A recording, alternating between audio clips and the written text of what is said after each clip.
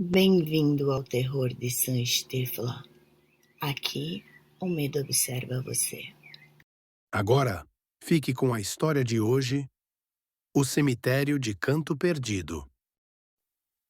Em Canto Perdido, a lenda do Cemitério dos Sorrisos não era apenas uma história de fantasmas para assustar crianças.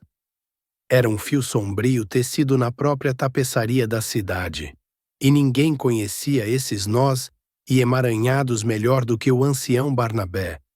Com seus 80 e poucos anos, olhos que haviam visto demais e mãos calejadas pelo trabalho na terra, Barnabé era o guardião não oficial das histórias mais obscuras de Canto Perdido. Ele passava suas tardes na varanda de sua casa modesta, balançando lentamente, enquanto a névoa descia das colinas, e os jovens, curiosos e imprudentes, se reuniam para ouvir seus contos. Naquela tarde, Daniel, Felipe, Sofia e Rafael estavam entre os ouvintes. O sol se punha em tons alaranjados e roxos, mas uma frieza peculiar já se instalava no ar. Barnabé pigarreou. Sua voz era rouca como folhas secas. Vocês, jovens, pensam que sabem de tudo, que as lendas são apenas invenções para manter os tolos na linha, mas algumas lendas são avisos. Ele olhou fixamente para Daniel, que tentava disfarçar um sorriso cético. E o cemitério dos sorrisos é o maior de todos os avisos. Dizem que, há muito tempo, um mal antigo se enraizou naquele solo. Não era um demônio, nem um fantasma. Era algo mais sutil. Uma entidade que se alimentava da alegria, da esperança, da própria essência da felicidade humana. E quando se fartava, deixava para trás apenas o vazio, a loucura e um sorriso. Sofia, impaciente, interrompeu. Mas por que sorrisos, Barnabé? Por que não gritos? Ou lágrimas? O velho virou lentamente a cabeça para ela. Porque o sorriso é a maior zombaria, minha jovem. É a máscara que a entidade usa para esconder a dor que ela inflige. Ela não quer que suas vítimas chorem. Ela quer que elas riam de seu próprio desespero, de sua própria ruína. E quando riem, a entidade se fortalece, e o sorriso se torna eterno, gravado em seus rostos, em suas almas, mesmo na morte. Felipe engoliu seco. Mas, o que acontece com quem entra lá à noite? Barnabé suspirou. Ah, Felipe, aqueles que entram à noite são os convidados de honra da entidade. Ela os atrai com promessas de emoção. Mas o que eles encontram é o terror mais puro. Alguns nunca mais são vistos, outros voltam, mas não voltam do mesmo jeito.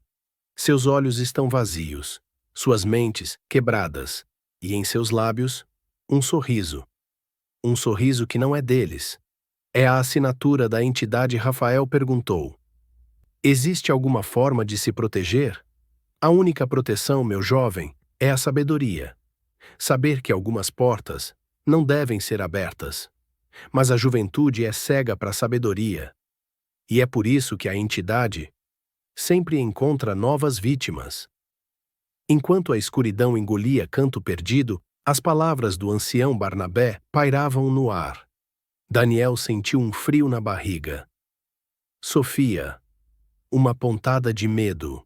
Felipe estava apavorado. E Rafael sabia que aquelas palavras não eram apenas lenda, eram um aviso que eles estavam prestes a ignorar. A pequena cidade de Canto Perdido era um lugar onde o tempo parecia ter parado. Escondida entre colinas cobertas por uma névoa perene e florestas densas que sussurravam segredos antigos. O cemitério de Canto Perdido ficava nos arredores, em uma clareira que a luz do sol parecia evitar. Não era um cemitério comum. As lápides, muitas delas corroídas pelo tempo, inclinavam-se em ângulos estranhos, como dentes quebrados de uma boca gigante. Mas o que realmente o tornava infame eram os sorrisos grotescos, esculpidos nas efígies de anjos e santos, nos rostos de mármore dos defuntos que adornavam os túmulos mais antigos. Sorrisos largos, distorcidos, que pareciam zombar da própria morte, um escárnio silencioso que gelava a alma de quem ousasse olhar. A lenda dizia que apenas à noite, sob o manto da escuridão, o cemitério revelava sua verdadeira natureza, e aqueles que entravam, bem, eles não voltavam do mesmo jeito. Era uma história contada em sussurros, um tabu para os adultos. Ninguém em Canto Perdido se atrevia a se aproximar do cemitério. Depois que o sol se punha, ninguém, exceto talvez um grupo de jovens que acreditava ser imune às velhas histórias. Eles eram 4. Daniel, o líder natural, com um ar de ceticismo que escondia uma curiosidade insaciável. Ele precisava ver para crer, e a proibição só atiçava sua vontade de desvendar o mistério. Felipe, o amigo medroso. Um poço de ansiedade e cautela, seus óculos escorregavam constantemente. E ele tentava dissuadir o grupo, mas sua lealdade a Daniel sempre o levava a ceder, mesmo contra seu melhor julgamento. Sofia, a aventureira, com cabelos vibrantes e um sorriso que rivalizava com o sol. Ela era a personificação da impulsividade. A ideia de invadir o cemitério era, para ela, a aventura definitiva. A prova de coragem que tanto buscava. Ela era a faísca, que acendia a chama da ousadia no grupo, e Rafael, o observador, o mais quieto dos 4. Seus olhos, por trás de uma franja, eram perspicazes, sempre atentos. Ele havia pesquisado sobre o cemitério, e o que descobrira o deixava inquieto. Tentaria alertar os amigos, mas sabia que, no fundo, eles não o ouviriam. Naquela noite de verão, sob uma lua cheia que parecia um olho pálido no céu escuro, os 4 se encontraram na orla da floresta, onde o caminho para o cemitério começava. O ar estava pesado, carregado com o cheiro de terra úmida e folhas em decomposição. O silêncio era quase ensurdecedor, quebrado apenas pelo farfalhar das folhas e pelo batimento acelerado de seus próprios corações. Eles estavam prestes a cruzar a linha, a desafiar a lenda, a descobrir o que realmente fazia os mortos sorrirem em Canto Perdido, e o cemitério, em sua quietude macabra, parecia aguardar, com seus sorrisos de pedra, a chegada de novas vítimas. O caminho para o cemitério era uma trilha estreita e sinuosa, mal iluminada pela luz bruxuleante da lua. As árvores, com seus galhos retorcidos, pareciam garras esqueléticas, estendendo-se para agarrá-los. Felipe, com as mãos suadas, tropeçava a cada passo, seus olhos arregalados, varrendo a escuridão. Sofia, por outro lado, liderava o grupo, com uma energia quase febril. Vamos, Felipe, não seja um covarde, ela provocou.